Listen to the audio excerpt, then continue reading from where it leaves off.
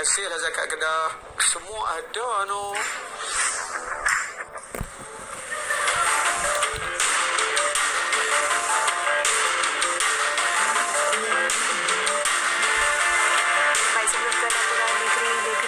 Ikuti dahulu laporan cuaca bersama Pegawai Jabatan Meteorologi Nur Farha Abdul Halim. Silakan. Assalamualaikum dan selamat petang kepada semua penonton. Masih lagi bersama Map Malaysia untuk perkembangan cuaca terkini. Berikut adalah maklumat terkini berkenaan dengan taufan Saudel yang kini bergerak ke arah barat daya dengan kelajuan yang agak kencang, iaitu antara 120 km sejam dan secara tidak langsung memberikan kesan kepada perairan rantau negara kita. Sehubungan dengan itu, Map Malaysia telah pun mengeluarkan amaran terperingkat bagi kategori kedua dan juga pertama di kawasan perairan yang telah dilorotkan, iaitu ketinggian ombak yang boleh mencecah sehingga ke 4.5 meter dan juga kelajuan angin yang mencapai 60 km sejam. Kedua-dua amaran ini adalah berbahaya kepada semua aktiviti perkapalan termasuklah perairan, aktiviti buk-buk kecil, menangkap ikan, sukan laut dan juga rekreasi laut. Sehubungan dengan itu, Map Malaysia menasihatkan orang awam agar sentiasa berwaspada pada ketika ini dan kami menjangkakan amaran ini akan berakhir menjelang 24 Oktober 2020. Seterusnya, melalui paparan imej satelit semasa dapat dilihat keadaan kelembapan yang tinggi melalui cerapan awan di seluruh rantau negara kita masih lagi tertumpu di sekitar perairan rantau negara termasuklah di bahagian semenanjung Malaysia. Keadaan kelembapan yang tinggi ini menyebabkan ribut petir di beberapa tempat melibatkan semenanjung Malaysia. Untuk petang ini, hanya hujan dan juga ribut petir yang sedang berlaku di 1-2 tempat masih lagi tertumpu di sekitar negeri-negeri utara semenanjung Malaysia dan kini lebih tertumpu melibatkan negeri-negeri pantai timur, iaitu di negeri Kelantan dan mula bergerak masuk ke negeri Terengganu menjelang awal malam nanti.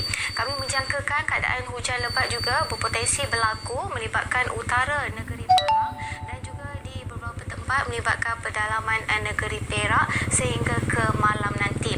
Berbeza dengan keadaan cuaca di negeri Sabah dan Sarawak pada ketika ini, tiada hujan yang dicerap bagi kebanyakan tempat. Namun demikian, ribut petir masih lagi berlaku di 1-2 tempat melibatkan bahagian Kudat dan juga di sekitar Limbang, Sarawak. Untuk seterusnya, kita perhatikan kepada sebarang maklumat terkini berkenaan dengan amaran cuaca dan juga gempa bumi di seluruh negara. Sila layari laman sesawang kami di www.met.gov.my, Twitter, Instagram dan juga Facebook rasmi Map Malaysia. Saya Farah Halim. Assalamualaikum.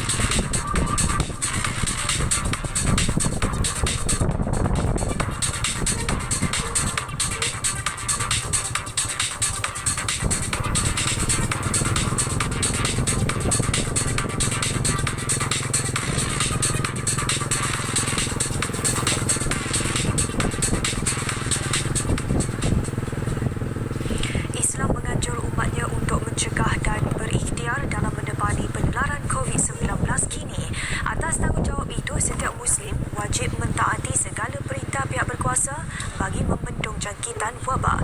Untuk laporan penuh, kita terus saja bersama Ahmad Ahnaf Abu Bakar langsung dari Kompleks Islam Putrajaya. Silakan Ahnaf.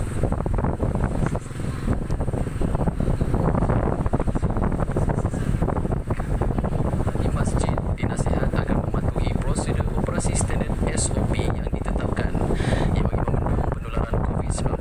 Seterusnya, mengelakkan terjadinya kluster berpunca daripada aktiviti di pusat ibadah hingga menyebabkan fitnah kepada agama.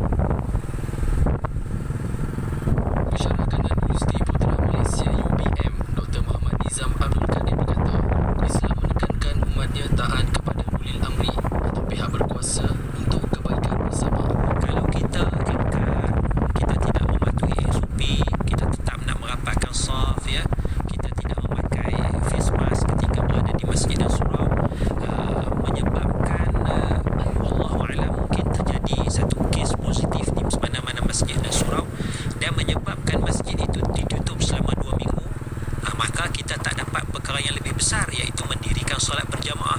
Kita tak dapat melaksanakan perkara yang lebih besar iaitu mengimarahkan masjid dengan majlis ilmu dan sebagainya dengan i'tikaf. Beliau berkata keputusan tersebut dibuat hasil perbincangan dengan Kementerian Kesihatan, Agamawan dan pihak berkaitan. Justru orang ramai harus bekerjasama mematuhi SOP yang ditetapkan demi memutuskan rantaian COVID-19. Pandemik COVID-19 yang melanda menyebabkan tabung masjid dan surau menyusut. Ketara berikutan kehadiran jemaah yang terhad. Mufti Selangor Datuk Muhammad Tamiz Abdul Wahid berkata, masjid dan surau di kawasan luar bandar kebanyakan bergantung sepenuhnya kepada kutipan tabung dan sumbangan. Justru sumbangan boleh diteruskan secara dalam talian.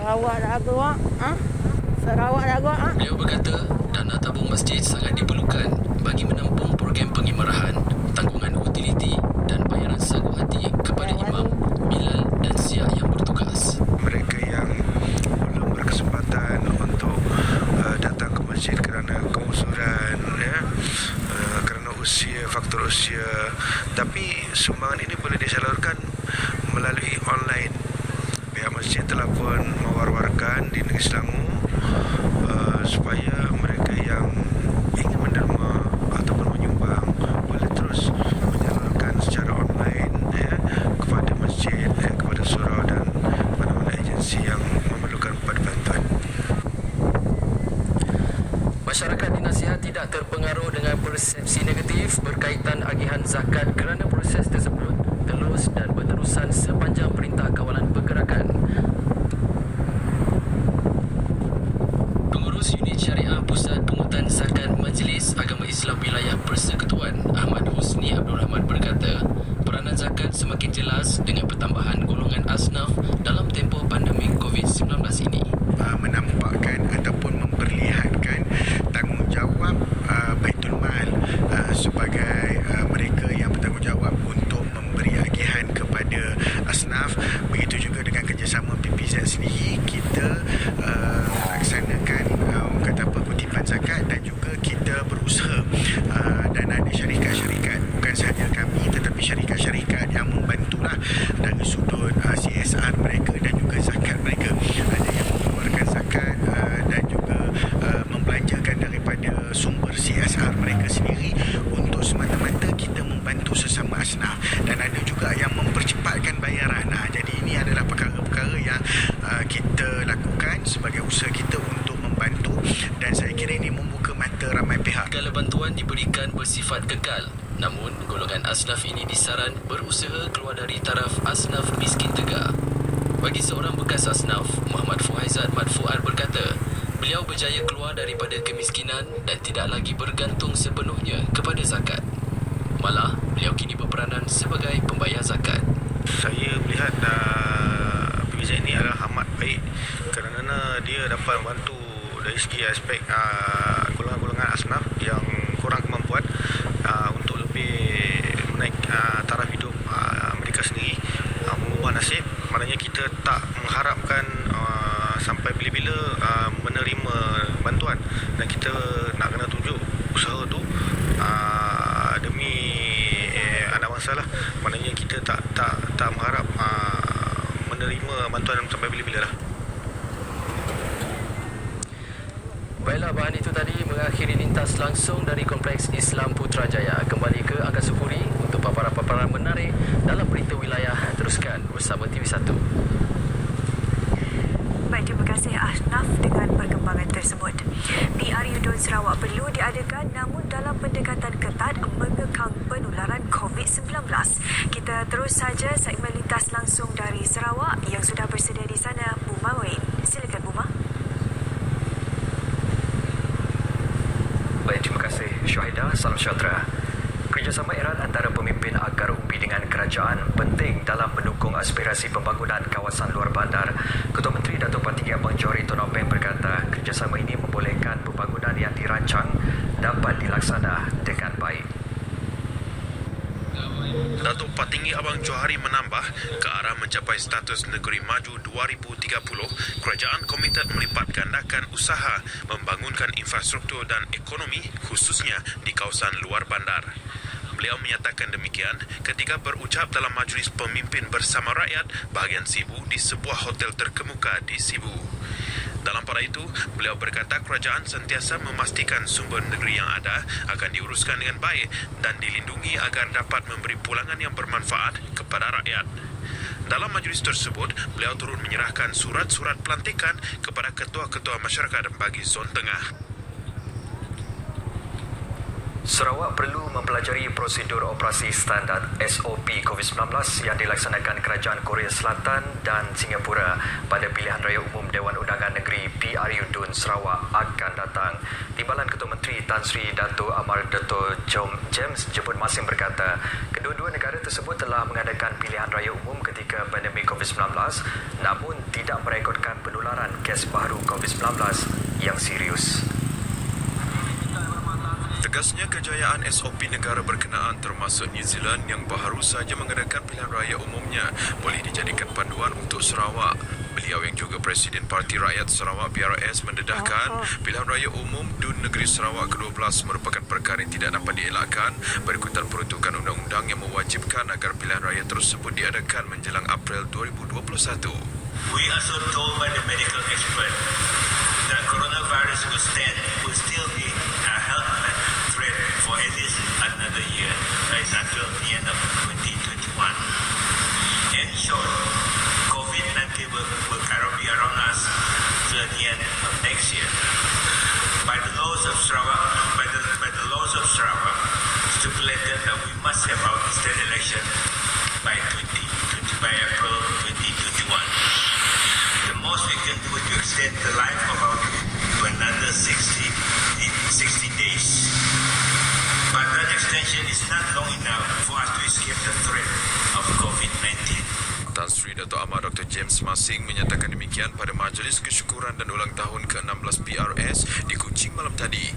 Jelasnya lagi, PRU Dun Sarawak perlu diadakan dalam masa terdekat dan pendekatan ketat untuk mengekang penularan COVID-19 perlu diaplikasi antara lain dengan tidak membenarkan kemasukan orang luar ke kampung, rumah panjang dan penempatan dan sebaliknya.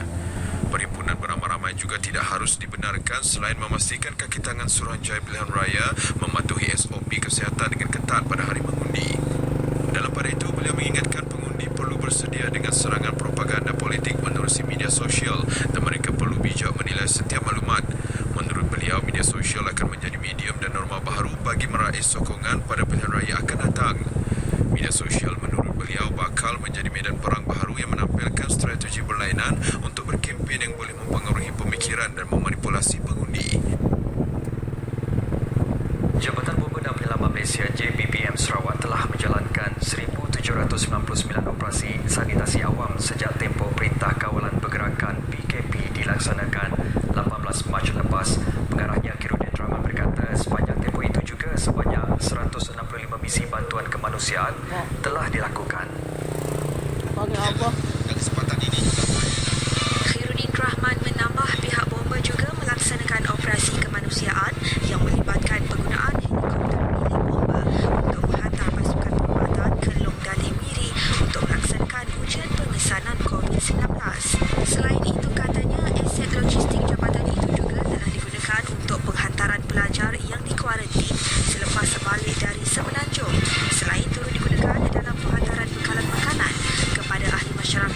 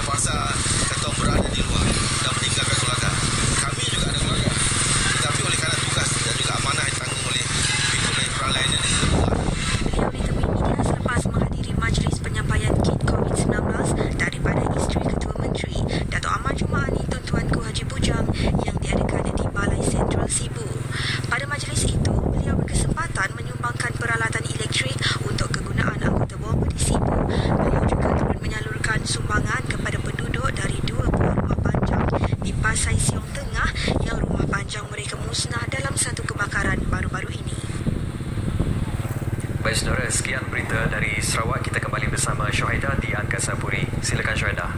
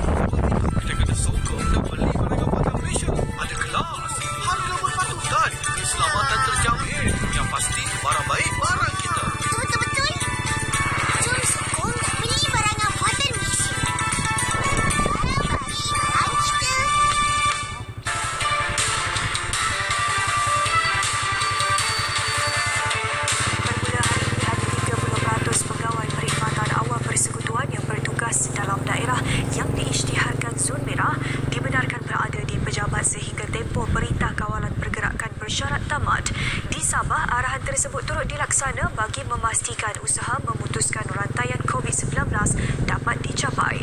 Menurut Setiausaha Persekutuan Sabah, Datuk Samsuni Muhammad Nur, Ketua-Ketua Jabatan Persekutuan di Sabah komited memastikan setiap dasar dan arahan kerajaan dilaksana secara berhemah dalam situasi negara berdepan pandemik COVID-19.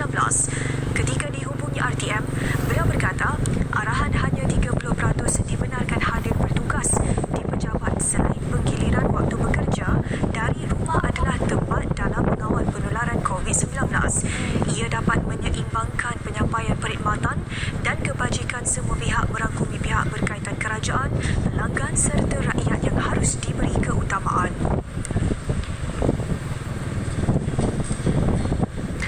Ini pula nasihat kepada petugas barisan hadapan.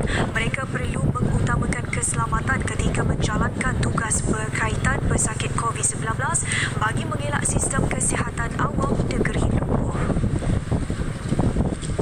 Kita ingin elakkanlah frontliners kita ini terkena wabak tersebut dan dikuarantinkan, kerana jika ramai frontliners yang kena kuarantin, maka itu akan menjadi satu cabaran kepada kita. Terdahulu beliau menyempurnakan majlis pelepasan konvoi Yayasan Dakwah Islamiyah Malan Sua Yatim Sabah bersama ATM. Konvoi melibatkan penghantaran peralatan perlindungan diri PPE dan fasiliti kesihatan awam ke kawasan utara dan selatan Sabah. Berhubung pengagihan bakul makanan, keutamaan diberi kepada mereka yang dikenakan perintah kuarantin di rumah dan penduduk di kawasan PKPD. Setakat semalam, 66,164 bakul makanan sudah diagihkan kepada penduduk di 15 daerah seluruh negeri. 260 bakul makanan diagihkan kepada penduduk kampung dalam kawasan Dun Kiulu yang terjejas akibat penularan COVID-19.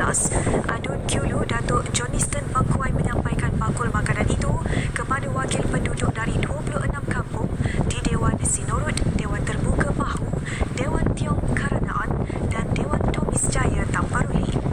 Datuk Johniston berkata kerajaan negeri melalui pejabat daerah kecil Tamparuli dan pejabat Adun Kiulu memperuntukkan 1,000 bakul makanan untuk diagih kepada penduduk kampung di Dun Kiulu. Pada Selasa, 360 bakul makanan diagih kepada penduduk yang memerlukan di 27 kampung di pusat daerah mengundi Rangalau Baru, Malanggang Baru, Pekan Kiulu dan Puka. Datuk Johniston yang juga pembantu Menteri Pelancongan Kebudayaan dan Alam Sekitar menasihati penduduk kampung untuk sentiasa mematuhi SOP mencegah COVID-19. Kiulu masih dikategorikan sebagai zon hijau.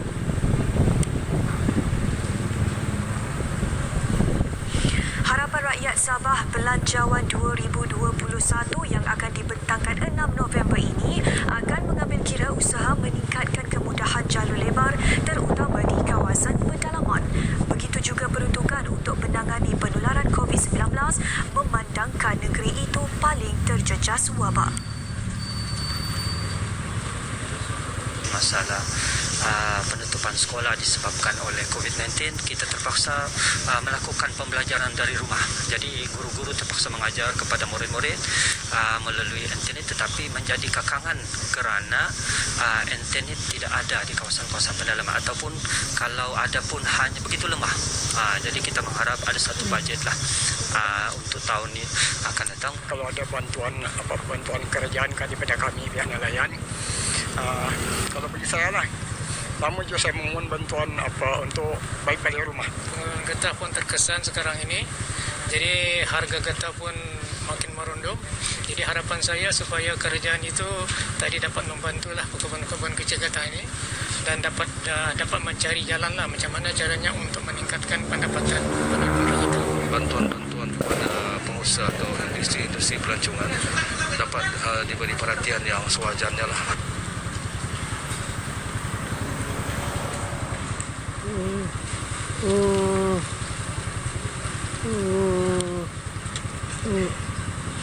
Baik, lagi paparan dari Sabah akan disampaikan menerusi berita wilayah selain perkembangan berterusan dalam buletin seterusnya.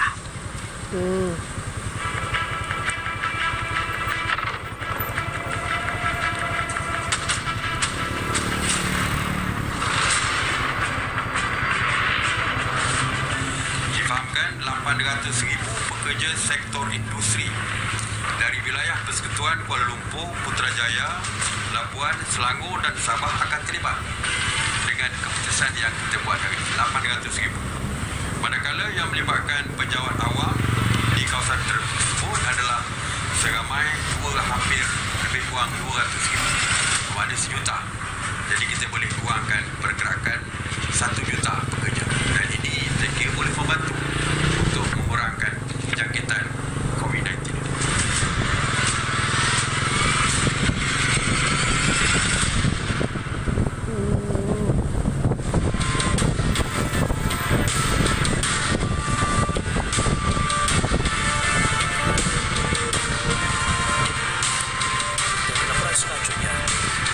Sebuah keluarga di Kampung Padang Rambung, Batu Tujuh, Jalan Keroh Baling, Kedah yang tinggal di sebuah pondok usang mendapat perhatian. Rumah baru lebih selesa akan dibina oleh Lembaga Zakat Negeri Kedah LZNK untuk keluarga Jasnizam Abdul Hamid. Ketua Pegawai Eksekutif LZNK Sheikh Zakaria Osman berkata, berdasarkan pertimbangan Pejabat Zakat Daerah Baling, keluarga Jasnizam akan menerima sebuah rumah baharu dalam masa terdekat. Bahagian pembangunan dan penyelenggaraan LZNK bersama kaki tangan Pejabat Zakat Daerah Baling telah berkunjung ke rumah keluarga tersebut pada 19 Oktober lalu. Berumur 42 tahun, Jasnizam mempunyai 4 orang tanggungan, termasuk isteri yang tidak bekerja dan seorang anak kurang upaya. Pendapatan keluarga hanya bergantung kepada kerja kampung dilakukan Jasnizam.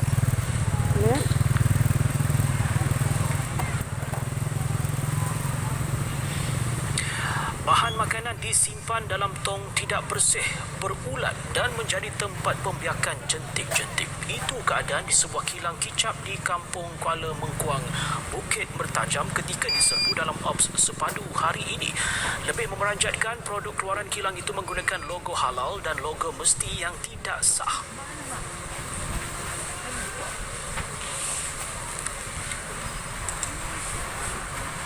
Terdapati dari segi penyimpanan bahan-bahan makanan dan juga tong-tong kicap yang tidak hygiene, dan juga perkara yang kita ambil serius benda ni, iaitu di mana terdapat logo halal dan juga logo mesti, di mana tanpa kebenaran daripada pihak berkuasa berkenaan di mana kita dapati terdapat satu logo mesti. Dan bila kita selidiki, memang tak ada satu kelulusan daripada bahagian kawalan keselamatan kualiti makanan. Kesalahan lain turut dikesan pemilik premis menggaji pekerja tanpa suntikan tifoid dan sistem pendawaian elektrik tidak stabil sekaligus berpotensi mengakibatkan litar pintas. Jelas wazir, kilang terbabit diarah tutup selama 14 hari bermula hari ini mengikut Seksyen 11 Akta Makanan 1983. 2 Sebuah notis turut dikeluarkan Kementerian Kesihatan Malaysia dengan nilai kompaun mencecah hampir RM6,000. Operasi dijalankan 12 pegawai Jabatan Kesihatan Pulau Pinang, 5 pegawai Kementerian Perdagangan Dalam Negeri dan Hal Ehwal Pengguna dan 2 pegawai Jabatan Hal Ehwal Agama Islam Pulau Pinang.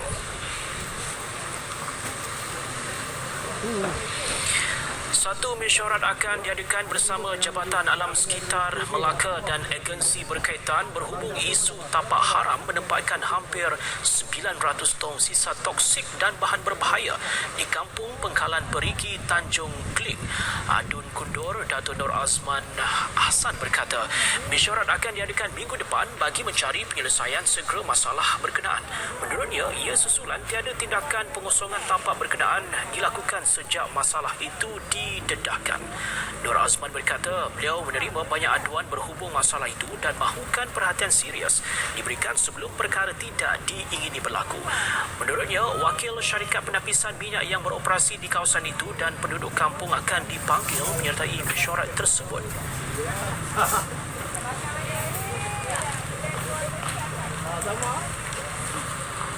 Sisa toksik kita tengok benda ni tak bergerak lagi, yang dah ada semua.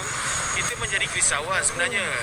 Bila benda ni dah sebelum ni saya beritahu, publik dah tahulah benda ni bahaya semua. Dan sebenarnya dia keluarkan bau, sejenis bau yang kimikal yang terlalu bau lah, yang sangat berbahaya pada mereka ni. Dan dia kerisauan saya. Dan saya tengok tak ada pemantauan daripada pengawalan keselamatan apa semua, memang masih tidak ada. Jadi saya haraplah benda ni pandang serius. Beliau berkata demikian ketika ditemui pemberita di Tanjung Kling. Op Benteng di Zon Utara berjaya mematahkan cubaan menyeludup 2.25 tan daun ketum yang didalangi warga tempatan. Berjaya dipatahkan Angkatan Tentera Malaysia. Kenyataan Markas Brigad ke-6 Infanteri Malaysia memaklumkan operasi dari 18 Oktober sehingga semalam dijalankan di 3 lokasi, iaitu mata air di Perlis, Durian Burung dan Hutan Rizab Sungai Badak di Kedah. Keseluruhan rampasan bernilai lebih RM96,157 dan operasi dijalankan beberapa agensi penguatkuasa lain seperti PDRM, Kastam, Imigresen dan Aksem. Modus operandi menyembunyikan daun ketum di dalam sebuah rumah berhampiran sempadan untuk diambil penyeludup dan dibawa masuk ke negara jiran menggunakan laluan tikus.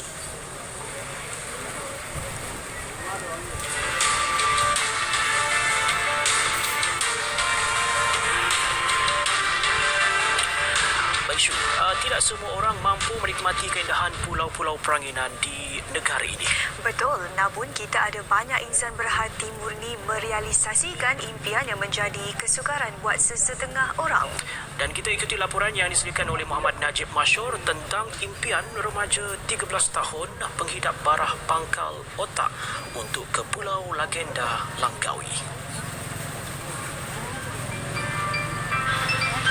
Selepas 10 tahun memasang impian untuk ke Pulau Legenda ini, impian Alia Rumaisyah direalisasikan Persatuan Ziarah Sahabat Kanser PZSK dan Kem Isi Rimba.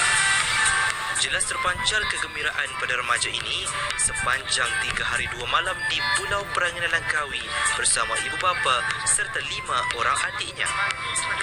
Berasal dari Pelabuhan Kelang, Selangor, keluarga ini dibawa melawat lokasi menarik antaranya Kilim Forest Park, Underwater Langkawi dan Kota Mahsuri. Akak ni datang ke Pulau Langkawi ni macam pemasuri. Dilayannya macam pemasuri. Cakap kakak pun happy sangat, dia cakap. Duduk pun hotel 5 star apa semua, dia paling seronok, dia cakap. Memang paling seronok, dia cakap. Itu. Ketibaan Alia sekeluarga serta rombongan disambut Pegawai Daerah Langkawi Saiful Anwar Azmi. Sementara itu, Pengerusi PZSK Zaki Yahya memaklumkan Alia merupakan pesakit kanser ke-6 program menunaikan impian. Kami menjarahi ramai anak-anak kanser. Okay, tapi untuk program menunaikan impian ini, adik-adik Alia adalah anak kanser yang ke-6 di dalam siri yang ke-5 menunaikan impian. Jadi apabila kami menziarahi adik-adik, dia menyatakan hasratnya untuk bercuti ke Pulau Langkawi. Alia ketika ini menjalani rawatan Sungai Buloh dan dijadual melakukan pengimejan resonans magnetik bulan depan selepas dimaklumkan tumor pada otaknya semakin membesar. Remaja ini juga turut menyimpan hasrat untuk bertemu dengan Raja Permaisuri Agong Tunku Haja Azizah Aminah Maimunah Iskandariah. Muhammad Najib Mazhur, Berita RTM.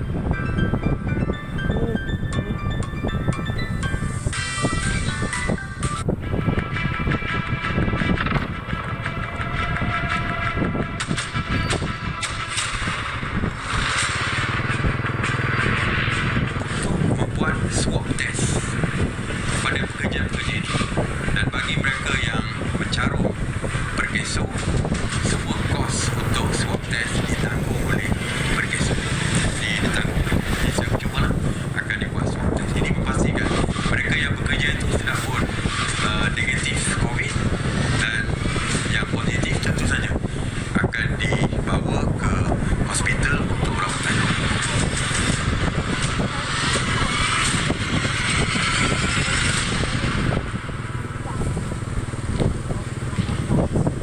Perak Negeri pertama memperkenalkan inisiatif Warung Rider dengan menawarkan perkhidmatan penghantaran seperti makanan, bungkusan serta khidmat belian barangan. Inisiatif itu membuka 1,200 peluang pekerja kepada golongan asnaf, penganggur dan B40 yang terkesan akibat penularan pandemik COVID-19. Esko Belia Sukan Komunikasi dan Multimedia Negeri Khairul Syaril Muhammad berkata program ini merupakan salah satu inisiatif penjanakit di bawah bencana yang diumumkan Perdana Menteri Tan Sri Muhyiddin Yassin 5 Jun lepas. Mungkin ada di kalangan mereka yang terjejah dengan keadaan COVID-19 baru-baru ini, ya, dari segi kehilangan kerja atau mungkin kehilangan peluang pekerjaan dan sebagainya, dari segi halangan ini. Dan juga kita juga sebenarnya ingin membantu usahawan-usahawan kecil dalam memasarkan produk mereka, dan juga kita membantu semua pihak dalam memastikan proses penghantaran segala perkara dapat dilaksanakan dengan baik. Beliau berkata demikian selepas majlis pelancaran Warung Rider yang disempurnakan Menteri Besar Datuk Seri Ahmad Faizal Azumu di bangunan Perak Darul Rizwan Ipoh. Buat permulaan 480 jawatan kosong ditawarkan melibatkan 24 parlimen di Perak. Warga Peneroka melalui Pertubuhan Kami Anak Felda Malaysia KAF wilayah Terengganu menyokong sepenuhnya pembaharuan dan penstrukturan semula Felda.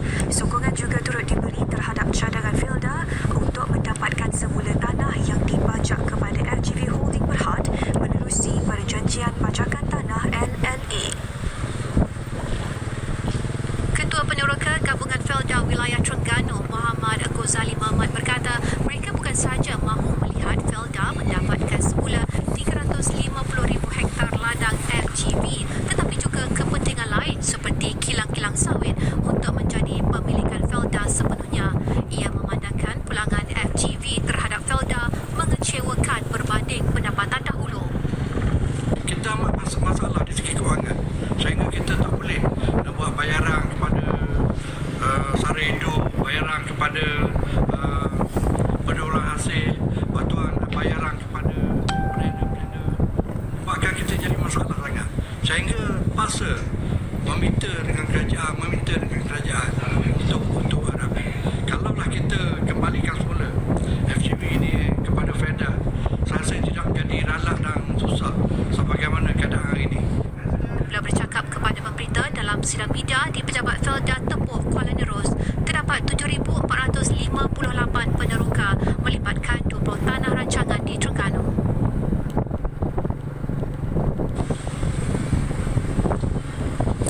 Baik, laporan sukan tadi mengakhiri berita wilayah untuk edisi hari ini. Jadikan amalan mengimbas My Sejahtera sebagai kebiasaan untuk rekod kemasukan premisi yang anda kunjungi. Juga amalkan cegah dari awal, amal norma baharu, patuhi SOP dan sentiasa pantau status kesihatan diri. Dengan itu, salam hormat dan Assalamualaikum.